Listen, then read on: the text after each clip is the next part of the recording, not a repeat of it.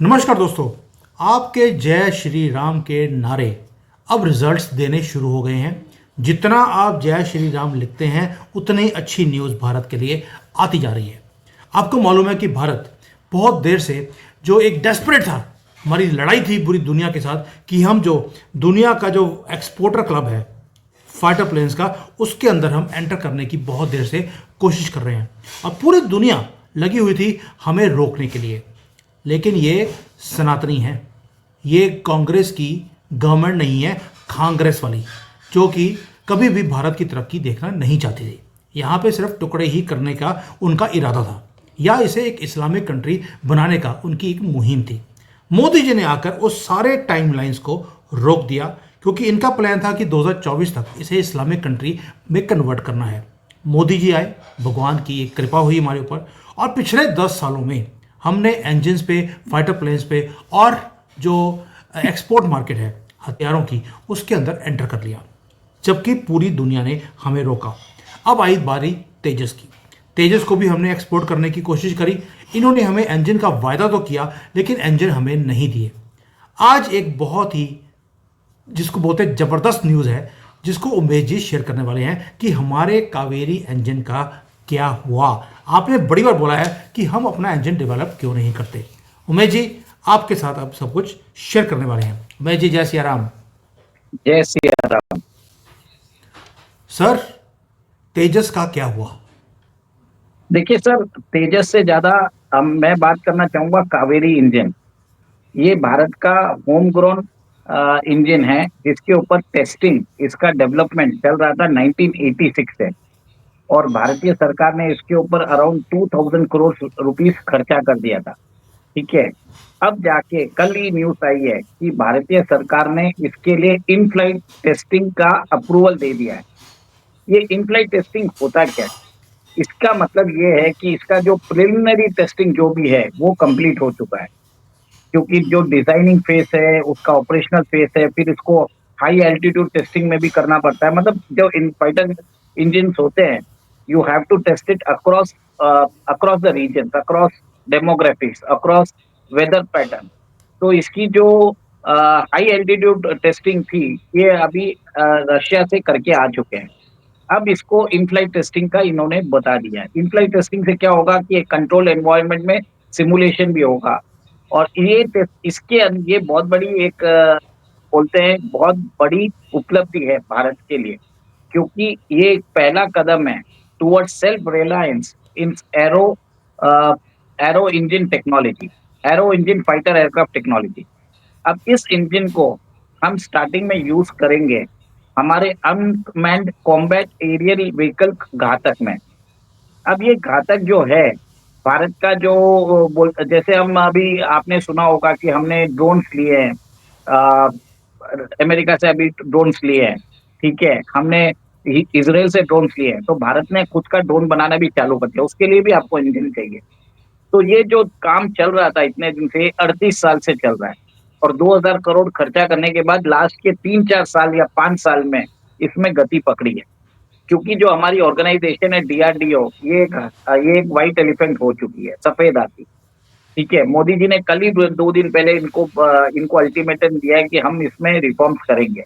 DRDO के जो senior scientist है, इंजीनियर्स है, ये लोग अपोज कर रहे थे।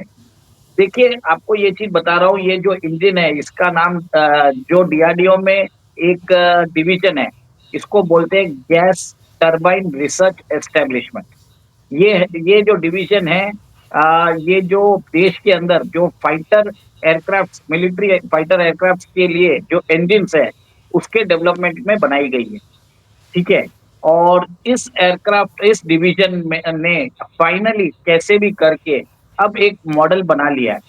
और देखिए, एक चीज है कि इसका जो अभी जो बोलते हैं इनिशियल वर्जन है, ड्राई वर्जन जैसा कुछ बोलते हैं, इसमें ये 49 टू 51 किलो न्यूटन थ्रस्ट बोलते हैं। क्योंकि फाइटर एयरक्राफ्ट में जो बोलते हैं ना, जो उसकी capacity generally it is measured in kNs में होता है। तो ये अभी 49 टू 51 केएन में ट्रस्ट में ये यूज होगा घातक में। भारत के अंदर अनमैन्ड कॉम्बैट एरियल व्हीकल्स के अंदर ये यूज होने वाला है। और आगे जाके इसके अंदर थोड़ा सा इंप्रूवमेंट करके इसमें टर्बो फैंस लगा के इसको अराउंड 73 टू 75 किलो न्यूटन्स कर देंगे, ये इंटरेस्ट दे देंगे। आपको अगर फाइटर जेट्स बनाना रहता है तो आपको एटलीस्ट 75 किलो की इंटरेस्ट जरूरत है, क्योंकि एयरक्राफ्ट के लिए आपको उस टाइप के पावर जरूरत है, क्योंकि आप पेलोड्स भी ले जाते हैं। ठीक है, तो आपको ये ध्यान होगा कि हम बहुत दिनों से हमारा जो तेजस ये प्रोग्राम इसके लिए पहले स्टार्टिंग में स्टार्ट किया गया था कि इसके इंजन यूज किए जाएंगे हिंदुस्तान एरोनॉटिक्स लिमिटेड के जो तेजस एयरक्राफ्ट है, फाइटर एयरक्राफ्ट, उसमें डेवलप किए जाएंगे, उसमें लगा जाएगा। पर 2008 में इनको समझ में आ गया कि तेजस के अंदर ये नहीं लग सकता, क्या कारणवश है अब हमें नहीं मालूम। बट इन सरकार की तरफ से उस समय ये नोटिफिकेशन आया था। आपको ये समझना पड़ेगा कि इस एयरक्राफ्ट जिस इंजन के लिए हमने, आप समझ लीजिए, अमेरिका के साथ करार किया है।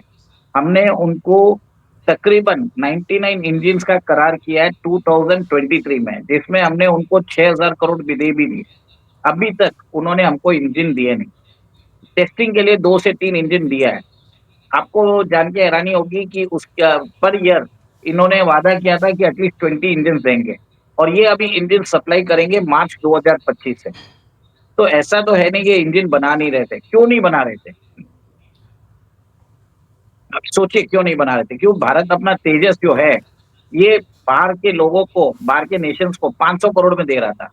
इसके अंदर मॉडर्न जो भी रेडार सिस्टम है, एवियोनिक्स है, कस्टमाइजेबल जो डिफेंस के मिसाइल सिस्टम्स है, सब इससे अंदर इंटीग्रेट करके दे सकता था विद ऑल विद एवरीथिंग।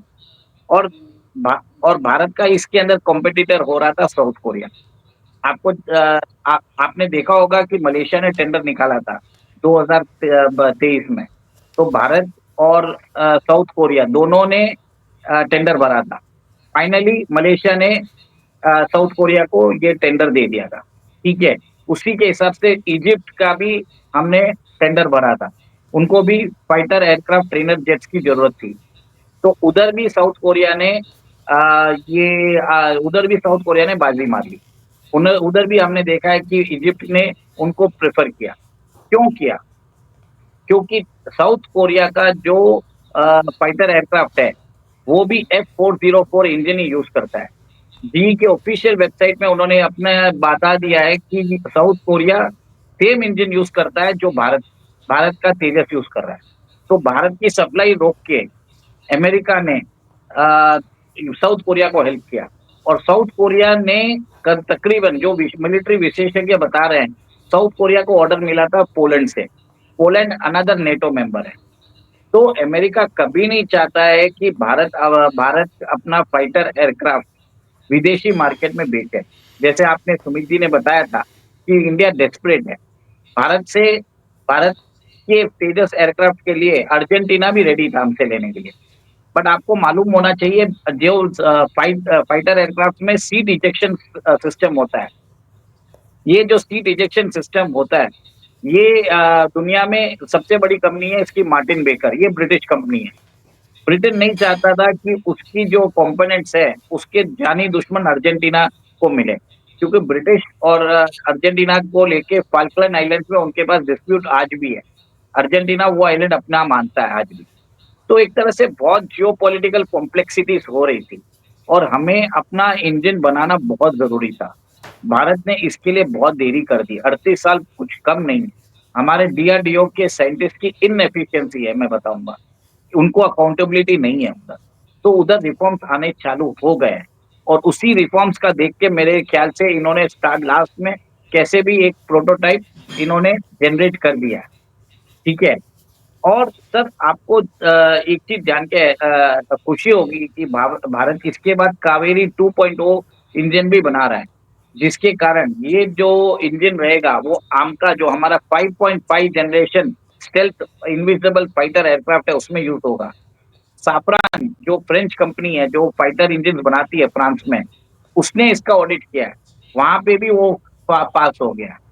तो मेरा ये मानना है कि इससे आने से भारत को एक बहुत बड़ा इंडिजिनस एयरक्राफ्ट फाइटर एयरक्राफ्ट बनाने में किसी की जरूरत नहीं रहेगी। हम ही धड़ाधड़ हम एक साथ में 100-200 एयरक्राफ्ट हम भी बना सकेंगे चाइना के जैसे। जैसे चाइना के पास अभी GF-20 है, जो 5th जनरेशन फाइटर एयरक्राफ्ट है, 200 प्लेन बना के रखे हैं। भारत के पास नहीं है, क्योंकि भारत के पास इंजन ही नहीं था। अब ये इंजन के ऊपर आने से बहुत कुछ फर्क पड़ जाएगा, इंडिजिनाइजेशन होगा, लोकलाइजेशन होगा। और अभी आप देखेंगे कि अमेरिका हमको F404 इंजन भी देना चालू कर देगा। रशिया भी ऑफर करने लग गया, ठीक है। और कल ही आपने न्यूज देखा भी था कि चाइना और पाकिस्तान के बीच में J-35A के ऊपर करार हो चुका है, जिसमें वो 40 एयरक्राफ्ट उनको देने वाला है। ये एक इनविजिबल एयरक्राफ्ट है, ठीक है। कोई प्रॉब्लम नहीं है, भारत भी ट्राई कर रहा है कि सुखोई 57 के लिए बात चल रही है, और अमेरिका भी अपना F-35 देने को रेडी है। तो भारतीय सर्कल में बात चल रही है कि हम सुखोई 57 और F-35 दोनों लेने का उनको विचार चल रहा है कि हम एक स्क्वाड्रन शायद F-35 ले लें, और बाकी 2-3 स्क्वाड्रन हम सुखोई 57 भी ले सकते हैं। सर, आपने पहले एक चीज़ बोली कि 2008 में एकदम से बोल दिया गया कि तेजस के अंदर ये कावेरी इंजन नहीं लग सकते और उसे बंद कर दिया गया। रीज़न एक ही था, राहुल गांधी की सरकार थी और घूस जो है वो इंडियन कंपनी नहीं देती है, वो फॉरेन की कंपनियां ही देती हैं। इसलिए जो डील है वो फॉरेन कंपनियों से हो रही थी कि किस तरह से इनके जो फॉरेन के जो इनके अकाउंट्स हैं उसमें पैसे पहुंचे, और जो दलाल थे गुप्ता एंड ऑल वो सारे इस चीज़ों में लगे हुए थे। लेकिन पैसा ही नहीं था, क्योंकि दुनिया के सबसे बड़े अर्थशास्त्री मनमोहन सिंह काम कर रहे थे, तो इसलिए इकॉनमी का बटा बैठा हुआ था। इसलिए उनको दुनिया का सबसे बड़ा अर्थशास्त्री बोला जाता है, क्योंकि उनके हाथ में कोई भी कंट्रोल था नहीं। लेकिन अभी मोदी जी ने आकर जैसे इसको तेज किया है, वाइट फेल एलिफेंट, DRDO आपने नाम बिल्कुल सही दिया है। बिल्कुल उनके जो आदमी हैं बिल्कुल ही नकार वाले आदमी हैं, कांग्रेस के बिठाए हुए पट्टू हैं। उनको एक ही काम दिया हुआ है, आपने कोई काम नहीं करना।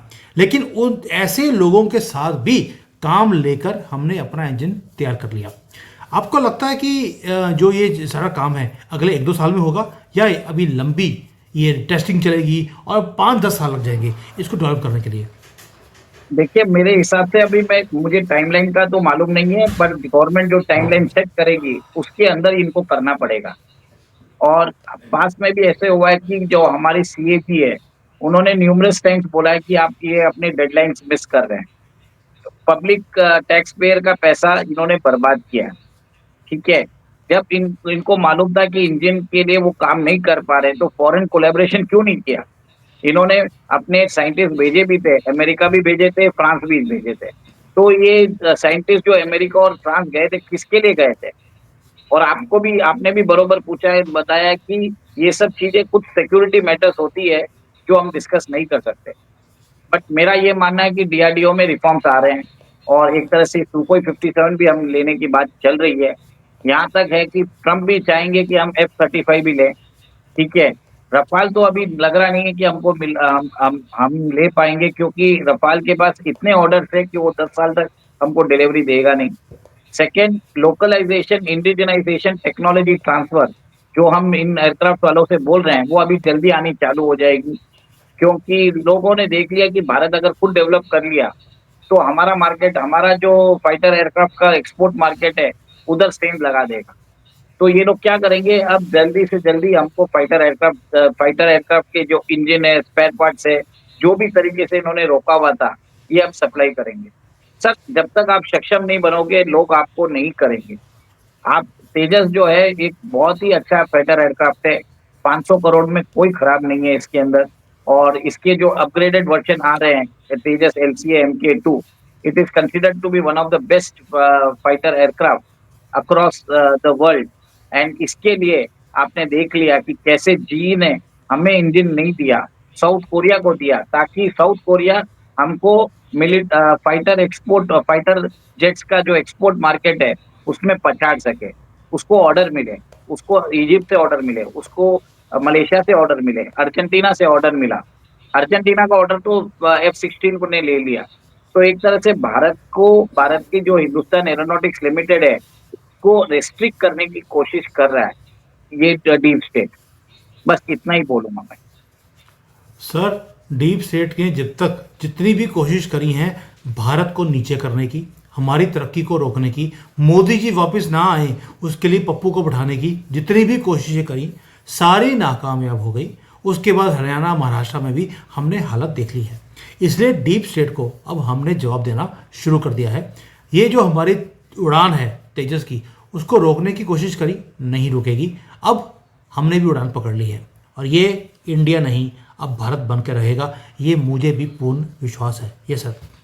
सर इसके कारण एक और एक इंडस्ट्री में बहुत ज्यादा फर्क पड़ेगा, वो है अनमैन्ड कॉम्बैट एयरक्राफ्ट व्हीकल। जो अनमैन्ड व्हीकल्स होते हैं, ड्रोन्स होते हैं, घातक ड्रोन होते हैं, सुसाइड ड्रोन्स होते हैं, उधर भी बहुत ज्यादा फर्क पड़ेगा। हम अपने खुद ये इंजन के कारण अगर आकाश में हम चाहें तो कम से कम अगर पूरे दिन 16-18 घंटे भी हमको ड्रोन अगर चलाना पड़े तो हम भी कर पाएंगे, और इसके कारण हमें पायलट की जरूरत नहीं पड़ेगी। इंजन के आने से बहुत ज्यादा फर्क पड़ेगा, हमारा एक कैपेसिटी एक्सपेंशन होने वाला है। भले ही फाइटर एयरक्राफ्ट फील्ड में तो अभी तक नहीं हुआ है, बट इसको ड्रोन के मामलों में जिसको बोलते हैं अनमैन्ड कॉम्बैट एरियल व्हीकल, उसके अंदर हमें बहुत ज्यादा फर्क पड़ेगा। हमें हमारी क्षमता बढ़ चुकी है चलिए, इसके साथ। बहुत बढ़िया, बहुत ही बढ़िया न्यूज़। इसलिए मैंने बोला कि ये जो टॉपिक है आपके साथ कवर करने में जो मज़ा आएगा वो कोई और इसको जस्टिफाई नहीं कर सकता। और किसी ने इस चीज़ को नहीं देखा इस एंगल से कि क्यों हमारे तेजस को रोकने की कोशिश है, क्योंकि इनके फाइटर प्लेन 2000 करोड़ के हैं, हमारा 500 करोड़ में है। सर एक और एक चीज है, जो इसके लिए जो अलॉय होता है, टाइटेनियम अलॉय, उसको हमारी होम ग्रोन इंडस्ट्री है मिदानी इंडस्ट्रीज, वो मिश्रा धातु निगम लिमिटेड वो बना रही है। ठीक है, तो उधर भी हमने एक स्पेशल अलॉयज भी बनाना चालू कर दिया है। तो ये एक एडिशनल इंफॉर्मेशन है लोगों का। चलो, यानी कि सुई से लेके धागे तक, धागे से लेके कपड़ा, कपड़े से लेकर इवन ब्रांडिंग, वो सारा का सारा भारत में ही बनना शुरू हो जाएगा, including the engine. So this is something which is going to change the dynamics of ये एविएशन, और हम लोग इसके अंदर तेज़ी से आगे निकल रहे हैं। इसी बात की मुझे खुशी है। पर देखना ये है कि क्या DRDO वाले अभी टाइम लाइन्स के बीच में रहकर काम करेंगे या इन्हें भी बाहर निकालने का रास्ता निकालना पड़ेगा मोदी जी को। Thank you sir, very very nice video. मज़ा आ गया देखकर आज कि हमने अपना तेजस निकाल लिया है। Thank you. जय सिया राम। जय सिया राम।